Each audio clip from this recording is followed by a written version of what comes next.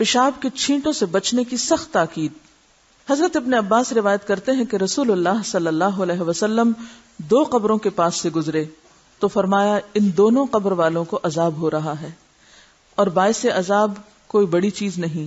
ان دونوں میں سے ایک پیشاب سے نہیں بچتا تھا اور دوسرا چغل خور تھا. چغل خور کون ہوتا ہے؟ لگائی بجائی کرنے والا، ادھر کی بات ادھر، ادھر کی ادھر، تاکہ لوگوں کے درمیان پھوٹی پڑی رہے اور دل ایک دوسرے سے میلے ہی رہیں.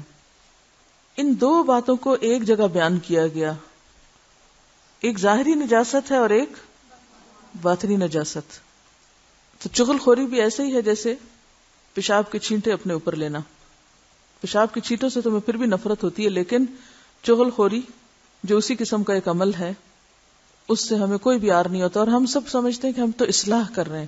اذا قیل لهم لا تفسدوا في الارض قالوا انما نحن مصلحون. وہ چغل خوری کو اصلاح سمجھتے ہیں. تو پیشاب کے چھینٹوں سے بچنا بے حد ضروری ہے، اور اگر شک پڑ جائے تو پھر اس کو دھو لینا چاہیے. عام طور پر پکے فرش پہ، جیسے واش روم کے فرش پر بیٹھ کے پیشاب کیا جائے تو اس سے آپ بچ ہی نہیں سکتے چھینٹوں سے، وہاں بھی پڑیں گے. اور یہ جو انڈین سٹائل کموڈ ہوتے ہیں ان میں بھی چھینٹوں سے بچنا ناممکن ہوتا ہے. صرف جو دوسرے کموڈ ہیں اس میں کافی بچت ہوتی ہے، اور اگر آپ سمجھیں کہ کوئی چیز پلٹ کے واپس آپ کو لگی تو دھونا بھی آسان ہوتا ہے انسان کو.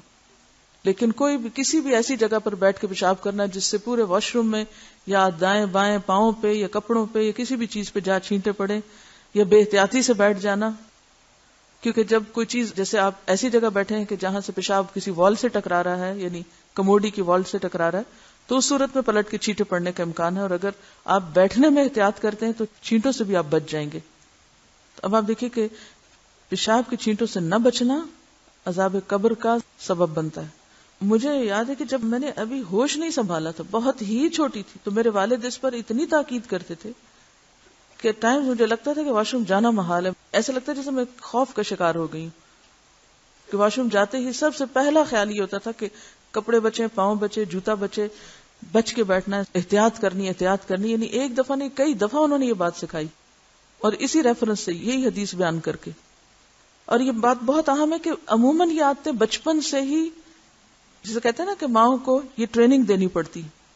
تو طہارت اور پاکیزگی اور صفائی کی جو عادت ہے، یہ جب تک بچپن سے انسان کے اندر راسخ نہ کی جائے، بڑے ہو کر پھر انسان کو جب غلط عادتیں پڑ جاتی ہیں تو پھر ان کا توڑ بہت مشکل ہو جاتا ہے. لیکن یہ نہیں کہ کوئی کام ناممکن ہے، مگر آپ سب مائیں ہیں یا آئندہ مستقبل کی مائیں ہیں، آپ سب کے اوپر یہ فرض عائد ہوتا ہے کہ اپنے بچوں کی واش روم ہیبٹس کو ضرور نوٹ کریں.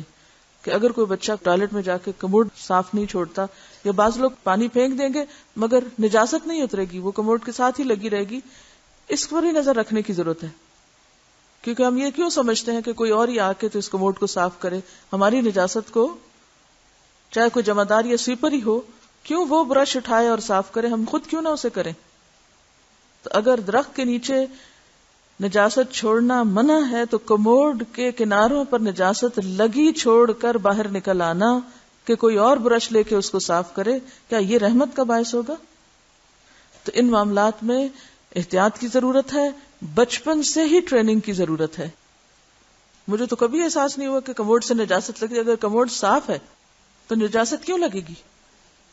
اگر آپ سمجھیں کہ کہیں پلٹ کے کوئی چھینٹا واپس جسم کے کسی حصے کو لگا ہے تو دھو لیں. جب آپ استنجا کرتے ہیں تو سب کچھ دھل سکتا ہے. مجھے تو سب سے زیادہ سیف طریقہ لگتا ہے یہ، اللہ یہ کہ کچی زمین ہونی چاہیے، ورنہ پکے فرشوں کے اوپر تو آپ بچ ہی نہیں سکتے، بچ سکتے ہی نہیں چھینٹوں سے.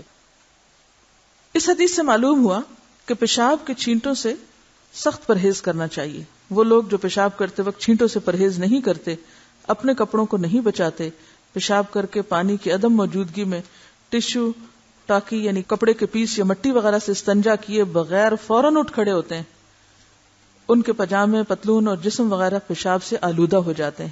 اور خصوصاً بچوں کو جب ہم نہیں سکھاتے استنجا کرنا تو وہ یہ حرکت کرتے ہیں. تو انہیں معلوم ہونا چاہیے کہ پیشاب سے نہ بچنا باعث عذاب اور بڑا گناہ ہے.